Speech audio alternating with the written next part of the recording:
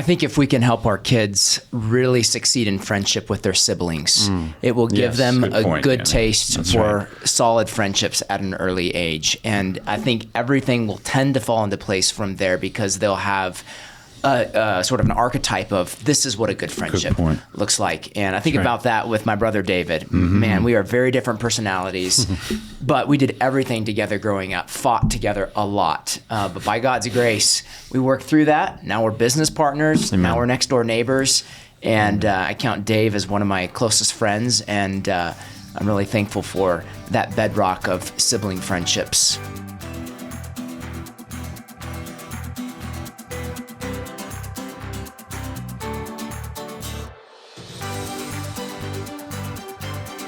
Welcome, my friends, to Generations. This is Discipleship for Dads, and with me is Daniel Craig and also Todd Strasser and Bill Roach. Thank you, brothers, for joining us. Just a couple of dads in studio, and how'd it go this week? How's dadding in your home, Danny? We're getting ready for number 5, so all right, trying to lay the groundwork. And to be honest, it felt like this week was a little bit one step back on some parenting things. So I was curious. Have you guys what is that normal or any? Remember from your days with little ones? I mean, it seemed like we fixed pant wetting for like 2 months, and now it's back. Wow. What is Swindoll that said it's 3 steps forward and 2 steps backwards? That's kind of the way. That's how life is, right? Yeah. I think the smaller the children are, the more that happens. Yeah. I'm again thankful for my wife. Here we are fathering. We're trying to do what we think is right, but I have a lot going on. It's not you're fathering, but that's not full time. All you do other things. Maybe you have a job, or maybe you're a pastor, or something like that, or maybe both. And I'm thankful for my wife. 17 things going. Yes, right. So I'm thankful my wife can come along and gently, lovingly, patiently say, you might want to spend a little more time with this child, or I'm just noticing, maybe a little focus here could be good. And wow, so thankful for that, for just the walking alongside, because, I think we all get blind to it a little bit. We just don't see those things. We don't pick up on everything. So I'm thankful for that this week. Yeah. Sometimes, the schedule drives so much of what we do, and you have to take a step back. And we talked about praying with your wife, and I think yesterday I prayed with her like 3 or 4 different times, and that's fairly unusual for me to pray that many times. Right. I'm good for, if I get one in a day, I'm pretty happy, beyond family worship or something. But that was warm for me, and hopefully helpful for her. So praying, Kevin, you've always talked about we need to pray more and more with our wives. But it seems like one of the biggest spiritual struggles, man. It just seems like Satan gives you all kinds of reasons why you're not going to pray with your wife right now. And just pushing through that really yielded some peaceable fruit. I think that makes a difference. That's good. Yeah. I'm happy for it. Yeah, that was the thing that occurred to me this week was, I think maybe my sense of prayerfulness for my children sort of ebbs and flows as I see them struggling, and I want to get to the point where it's just it's peaked out all the time. Right. So. Amen. Yeah, we studied in Jonah this morning, and Joel Beakey preached in the sermon. He talked about the emergency button Christians. Yeah. They're only praying when they have to. He was talking about the ship commander coming in, and all these guys are praying because everything's rough for them now. But Jonah's down in the boat, not praying at all. But we don't want to be the emergency button Christians. We want to be praying more, and praying without ceasing. I don't know that I know that fully in my life. Yeah, well, I think it's a balance of praying in your own personal life and praying with your children, your wife, and trying to do that consistently. Yeah, we had a good time around the fire pit. Nice. Oh, good. Was it Tuesday night? That's fun. Wednesday night? Yeah, that's fun. So Wednesday night we were prayer meeting over your house, so it had to be Tuesday night. Yeah. So that was a nice time.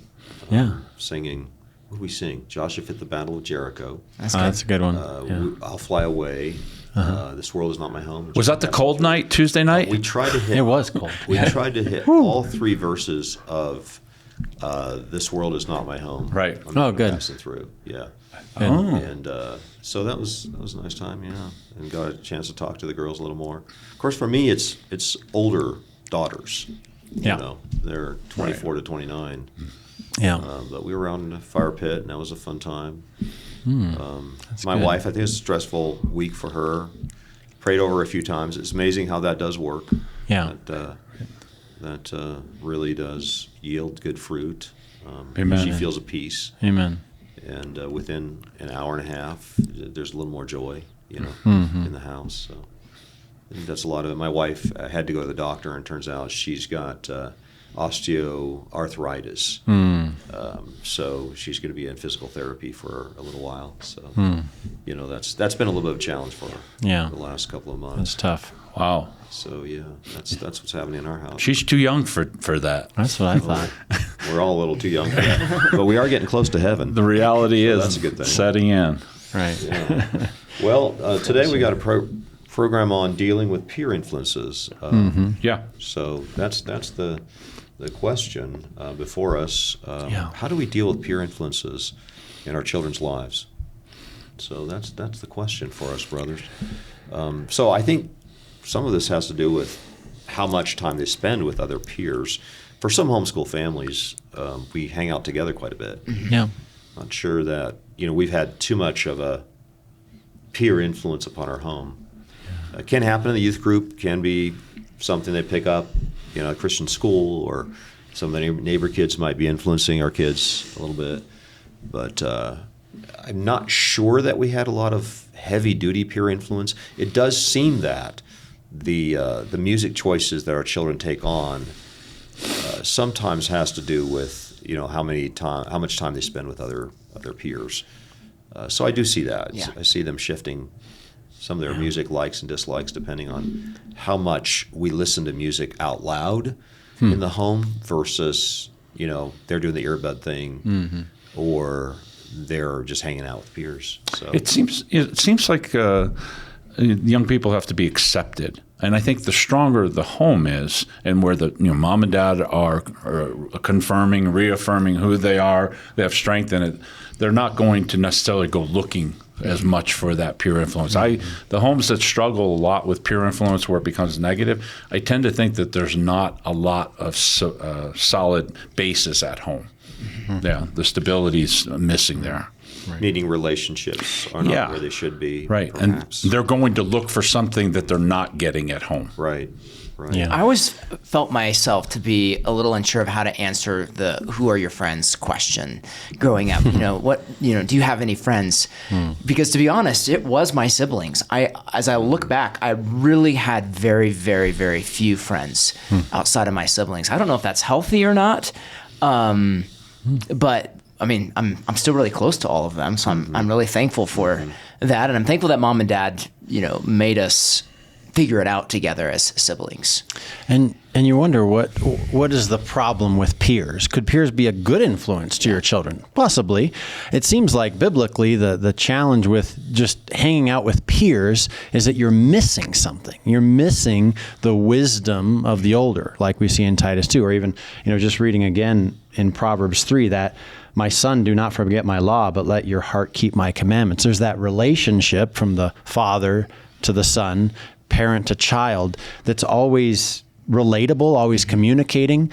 So that's got to be in place, kind of like you're saying, that relationship, so that they're not out seeking for maybe relatability or approval by someone else. Do you think we need a reset on this issue? Meaning, it seems like the peer factor has just taken off in the last 100 years in a way that wasn't the case before, because pretty much every part of a child's life, or so much of a child's life for the first 22 years, is age segregated. It just seems like the peer thing is just through the roof. Age segregated school, age segregated church, age segregated higher education.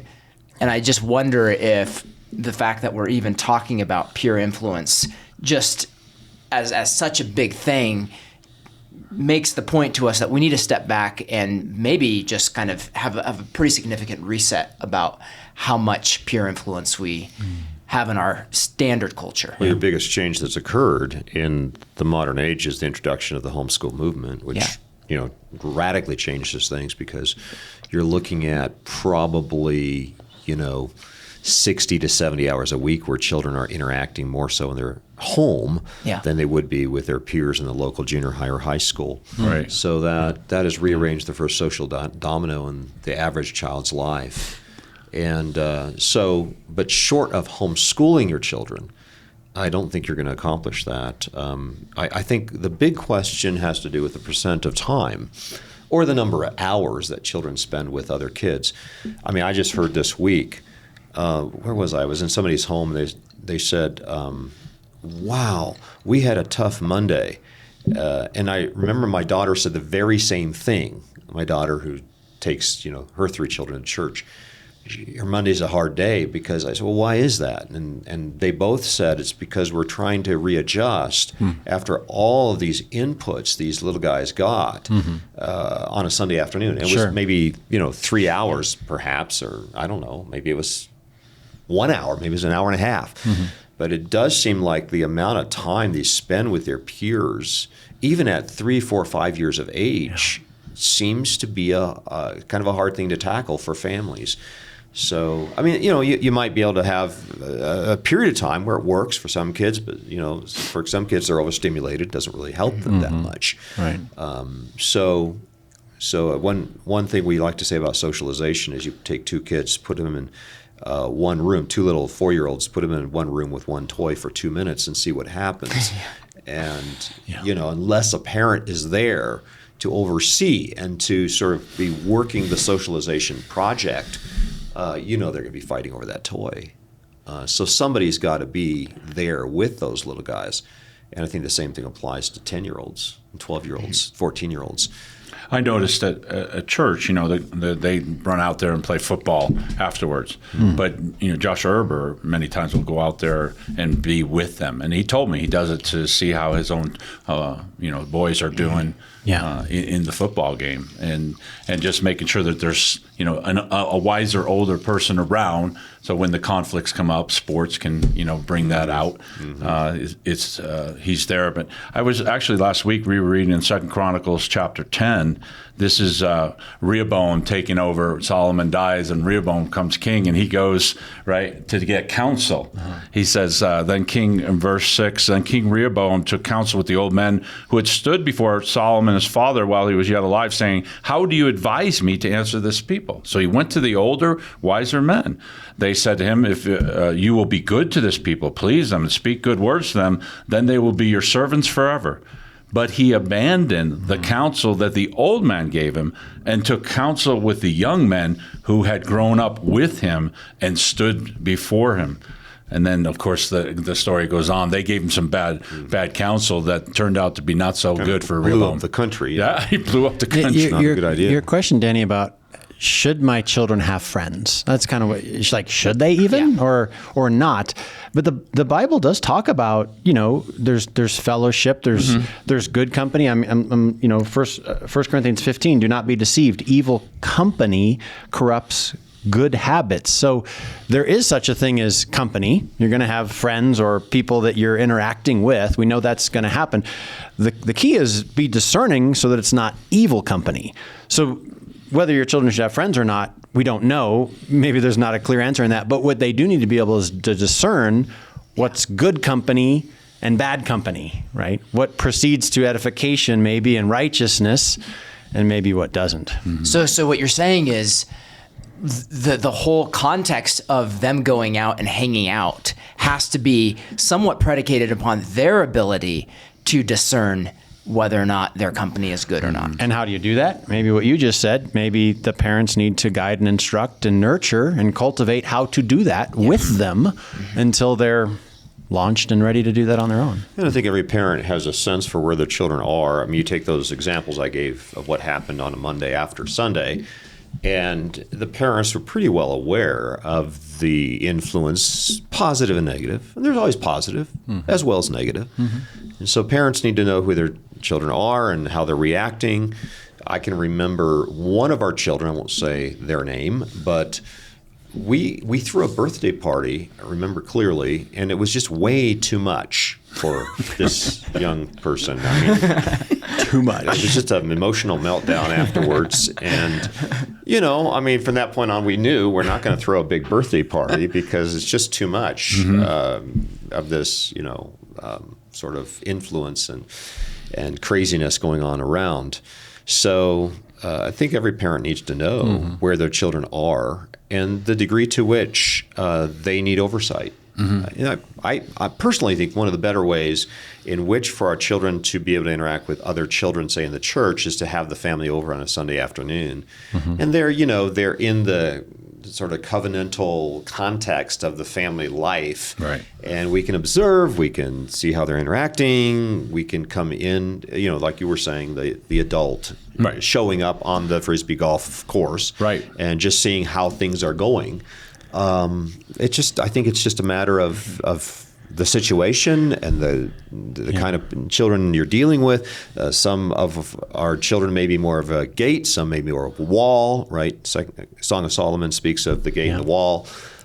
Some may be more impressionable, some not so impressionable. And so we just need to be overseeing how things are going. And that's a great practical application of how to do this. Is, are we cultivating that we do things together as a family with another family? That can be a great context. Maybe it doesn't even have to be the whole family. But for example, parents are going to face questions like, oh, my friend invited me over for a sleepover. Should I do that? My friend invited me over to go out to a movie. Should I do that? And all of a sudden you see, wow, this age segregated thing is really happening. Yeah. Why not the whole family go over to the other? All come over for a sleepover? Yeah. Or something. But the idea is that it's not trained. Maybe we're not discipled. We're not thinking that way, so that our little ones, even as they grow up and they hit that 14 years old and friend says, come over for a sleepover, I'm going, well, I don't know that we need to do these things alone. We do it together, and there's more joy together in these ways, And I tell you what won't work, because I've been a teen more recently than all of you guys,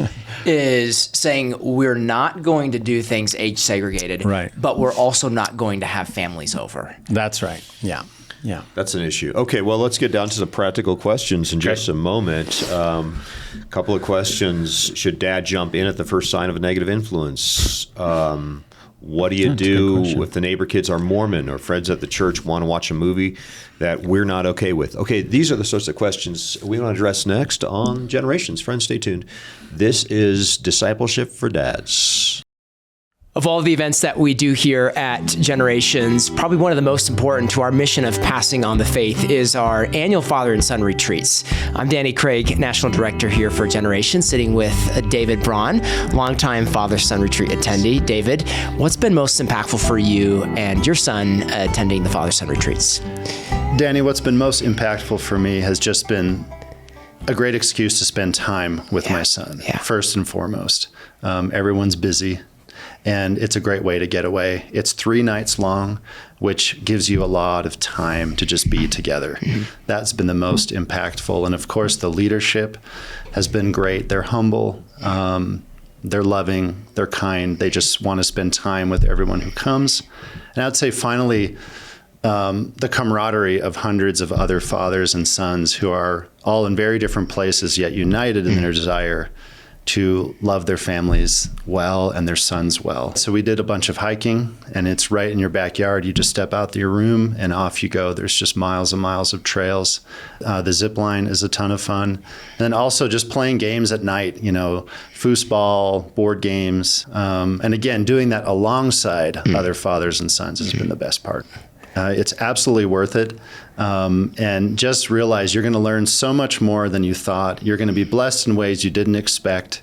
You will absolutely return the following year, I guarantee it. Friends, join us this year for the Colorado Father-Son Retreat in the Rocky Mountains of Colorado, August 14th through 17th, and also second event, August 21st through 24th, for a great time of teaching, encouragement, fellowship with other dads, and ultimately the opportunity to step away and spend time on this important relationship in your family. Join us. Go to coloradofatherson.com. That's coloradofatherson.com. And we are back on Generations Discipleship for Dads. And folks, if you have anything to write into the program, just email us at mail@generations.org. Today, Todd Strasser, Bill Roach, and Daniel Craig, the usual suspects, in studio with us today. I love doing this with you all. Thank you. That's good. Yeah, thank you. Thanks for joining us. So let's hit some of the things not to do, and then we're going to get to some positives. Sleepovers, you say... when you're talking about a period of unaccountability, right? And perhaps a level of maturity in a younger age that don't know how to handle that, and particularly if you don't know the family that well, then you don't know maybe what safeguards they have or what's been instructed or how the children have been discipled there. So these are situations that are difficult. And the other question is, why are we doing this? I think we need to ask that for more of these things. The world has all kinds of exciting things to throw at us and ideas and interesting hobbies. But there's probably much better things we can do. Well, I think back to my raising, and my parents would not allow us to be in the house of any other neighbor. Right. We could be out playing baseball out in the rice paddies in Japan, playing soccer, football, whatever it was. But when we raised our children out here in the Eastern Plains of Colorado, we didn't allow them to spend any time with neighbor children unless mom or dad were there. So we kind of shored that one up because we just thought this the access to bad media, the access to pornography. It's just accelerated. All it takes is one time. And all it takes is one time, yeah. And 45 minutes in a basement, boom. Now, some are going to say, Kevin, that's pretty strict. Come on. You're a pretty heavy-handed guy. You're not even going to let your kids go next door to the neighbor. Aren't we supposed to be witnesses? What do we say to that? I'm sure somebody's watching thinking... Can it be a both and? Right. Megan and I interviewed Rosaria Butterfield a couple of years ago. Oh, yeah. And this lady wrote the book on this, right? Gospel comes with a house key.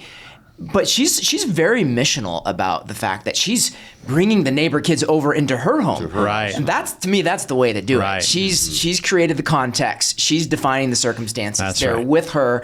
Right. And it's a pretty neat evangelistic opportunity. She's homeschooling. She's helping homeschool the neighbor's kids.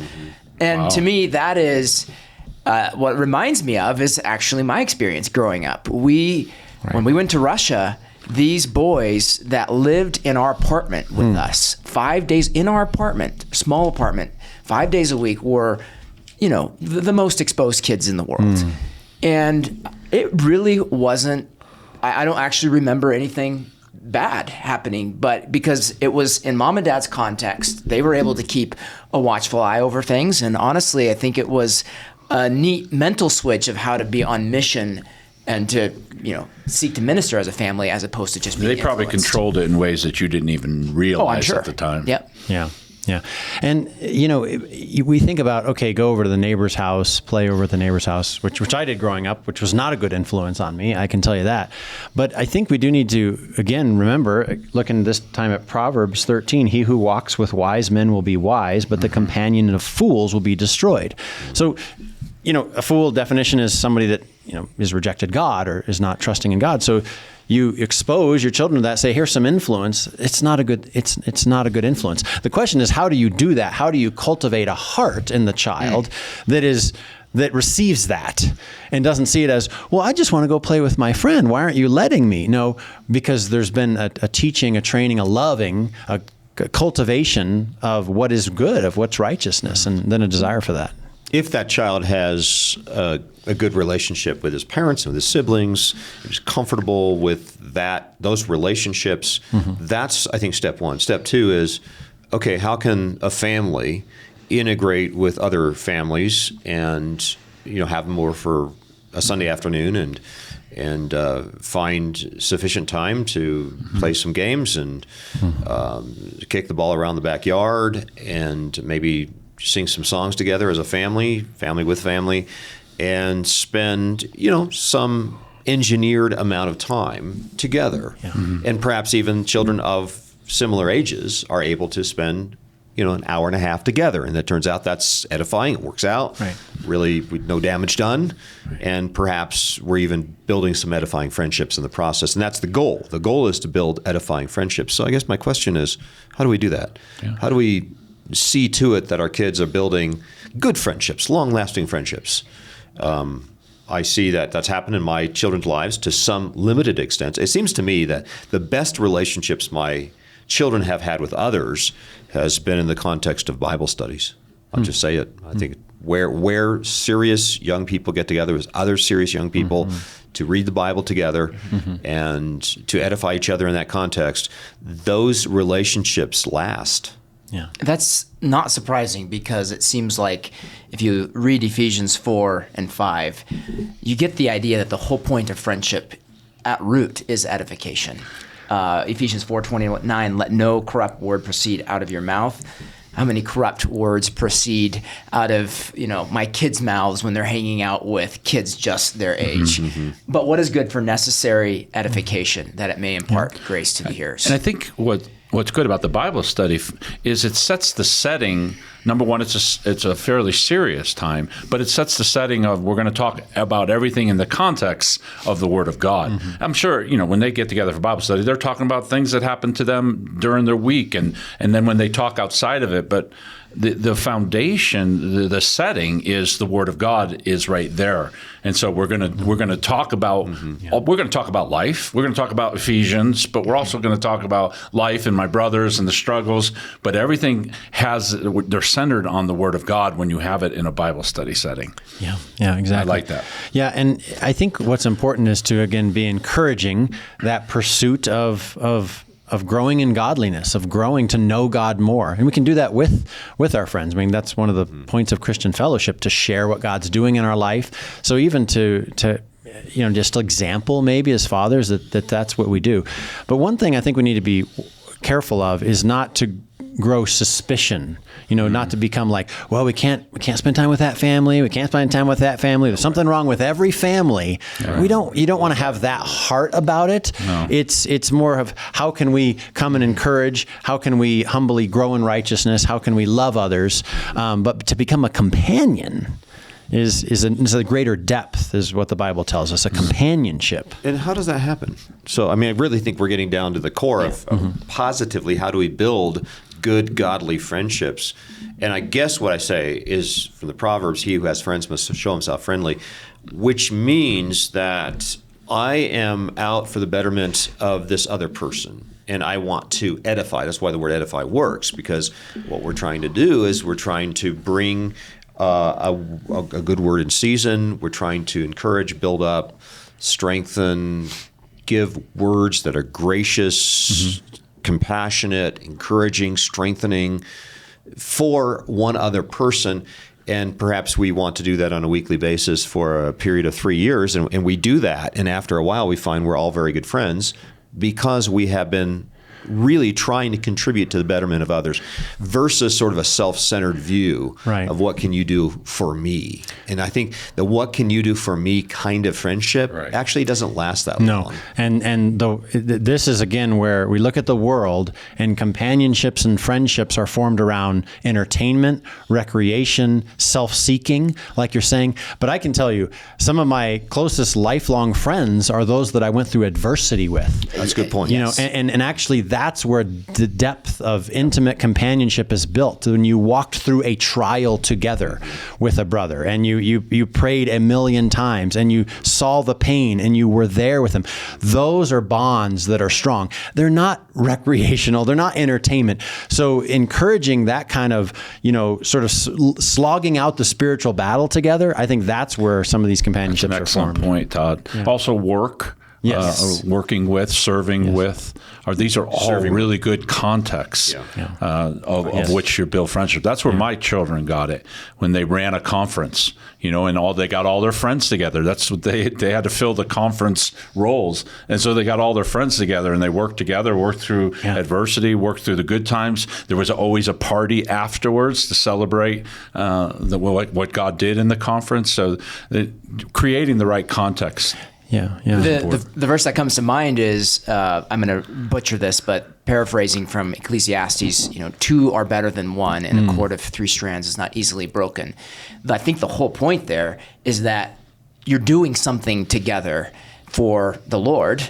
It's not just hanging out. I think my buzzer goes just bonkers when I hear the phrase, we're just going to go hang out, because that tends to not be where these edifying, building up relationships occur. Danny, also when courtships, we hear a lot about courtships that blow up or don't go well. That's because these young people don't know how to get together with somebody and do something edifying. All of a sudden, they're thrust into a situation where they got to find out, do I want to marry this person? I got to talk about serious things.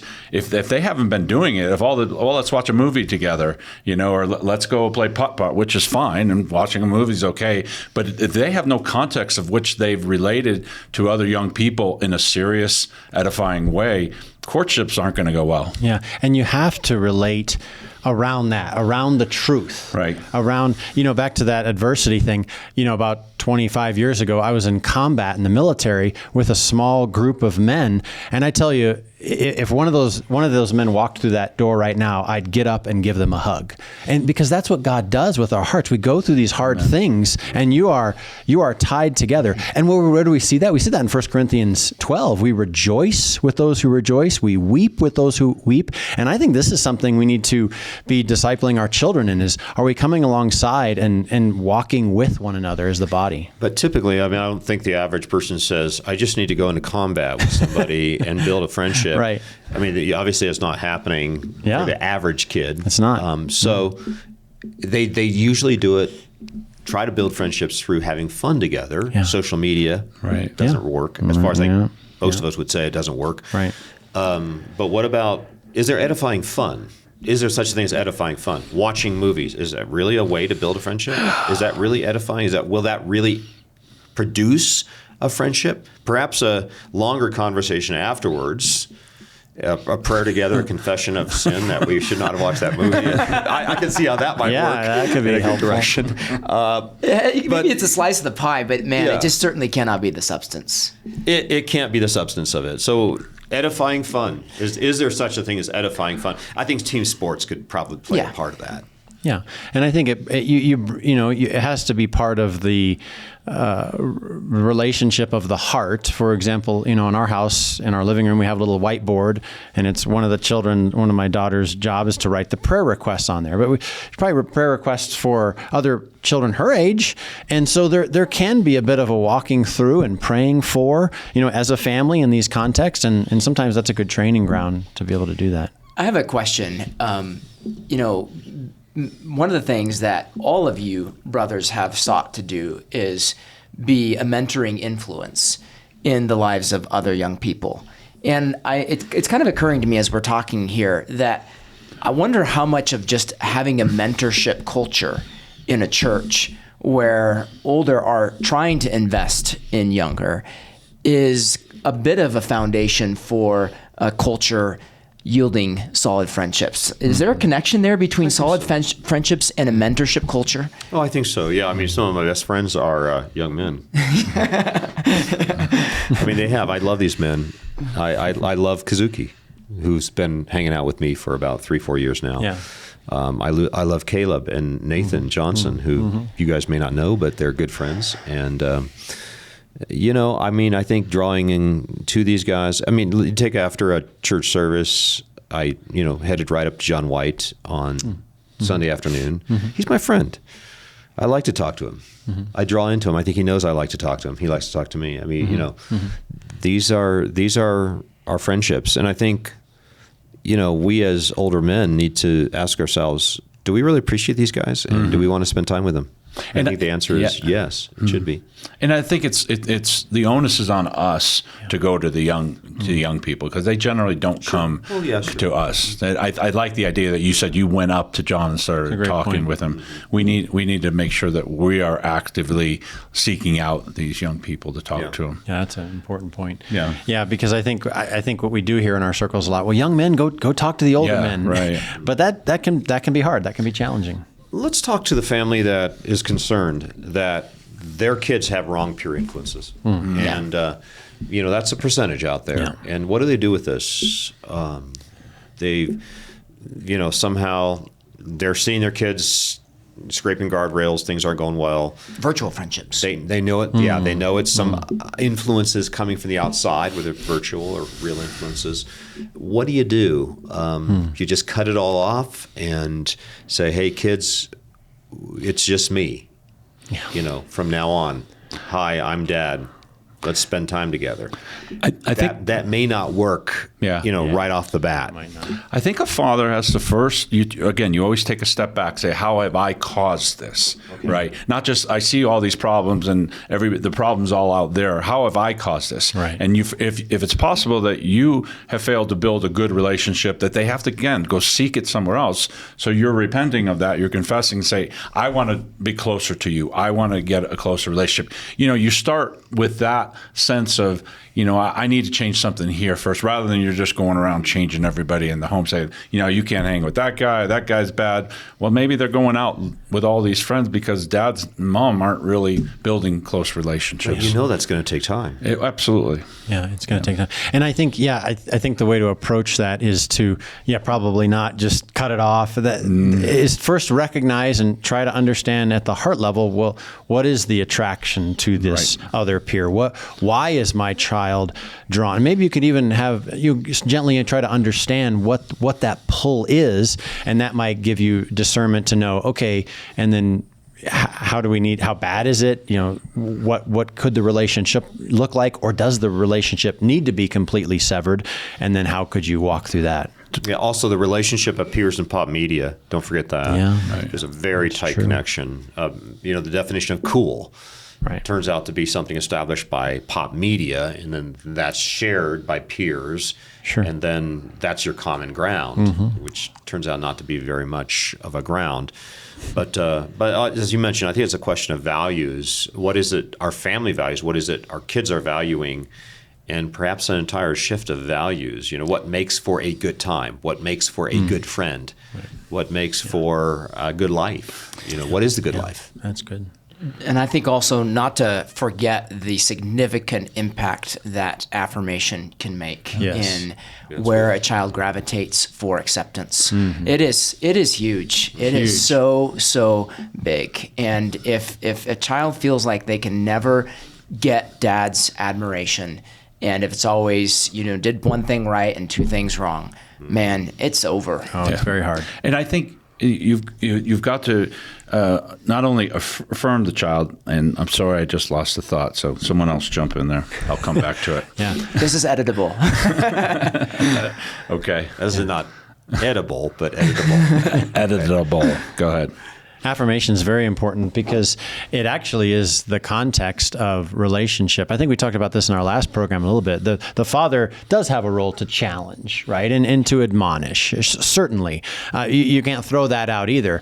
But there has to be the way I think of it is every time that you do bring an admonishment or an encouragement or challenge, then it should be accompanied with an affirmation, because there's certainly something even in that the child's doing well that can be built upon. I remember.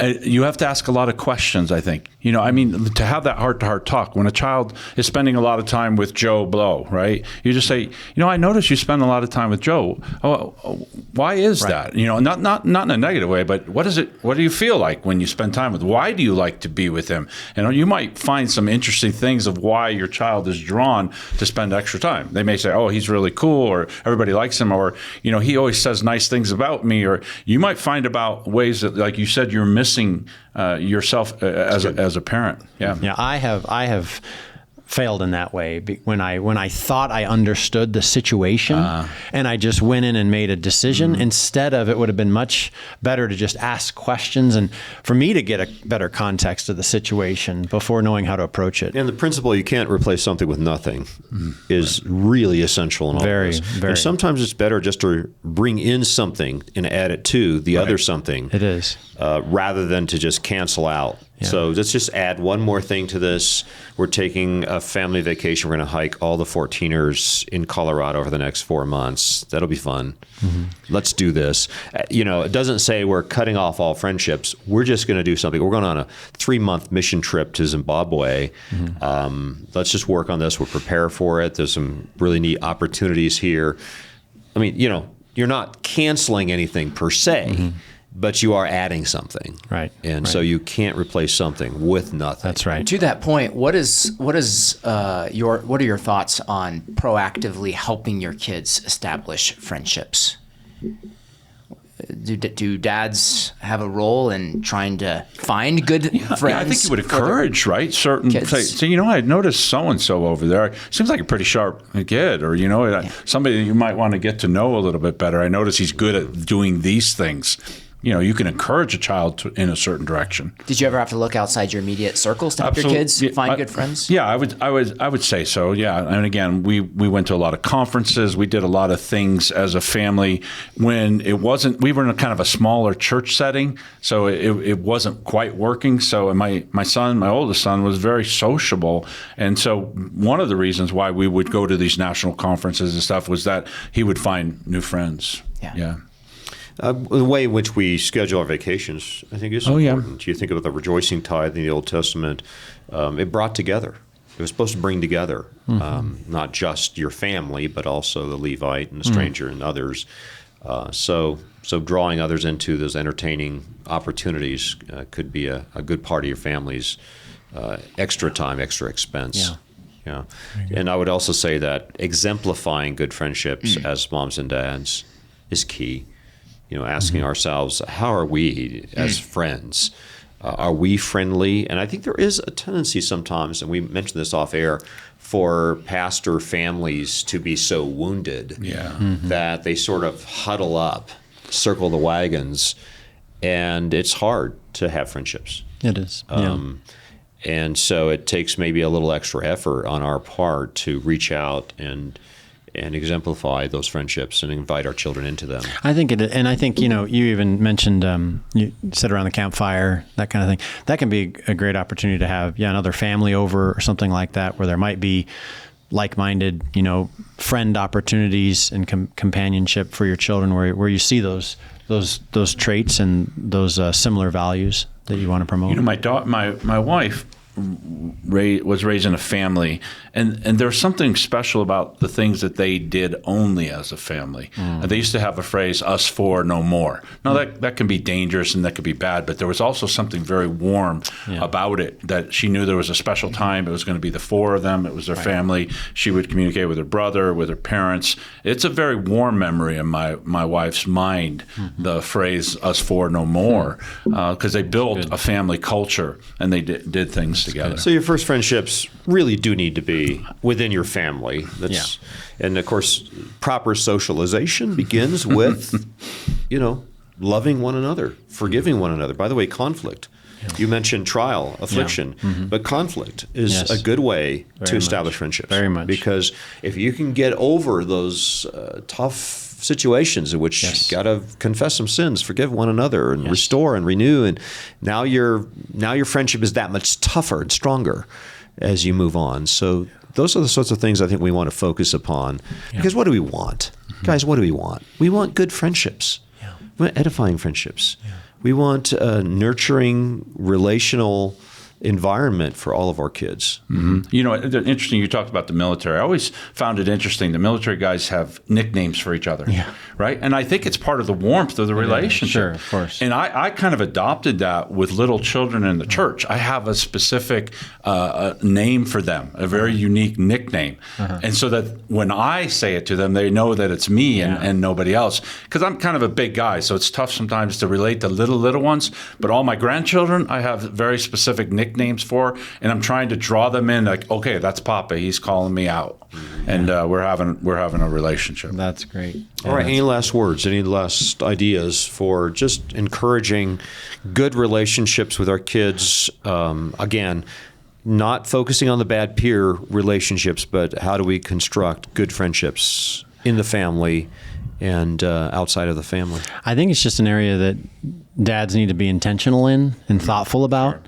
It is something easy for us to just be sort of a passive on and go, oh, that's so far down on the list. I'm just trying to do family devotions. I'm trying to go to work every day. But this is part of really, as our children get older in particular, helping them, guiding them, cultivating this so they can have great friends as 40-year-olds one day.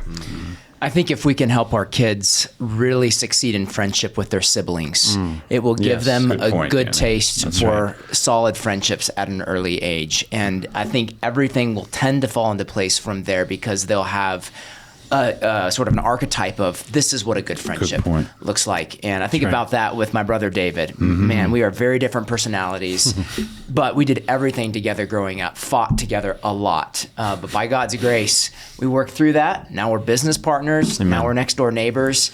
And I count Dave as one of my closest friends. And I'm really thankful for that bedrock of sibling friendships. And what are we talking about? The family is the nurturing environment for the church. Yeah. And really we want all of us, our children included, to grow up and become good church members where we love one another as Christ loved the church and gave himself for it. And that our children will be able to function as the one another's within the body of the church. Jesus calls us to love one another. Yeah. He doesn't call us to, having 147 friends and 6,000 likes on the Facebook. Yeah. He's looking at us really developing long-lasting relationships based on true Christ-like love within the context of a local church. That's the goal. That's where we're headed with this.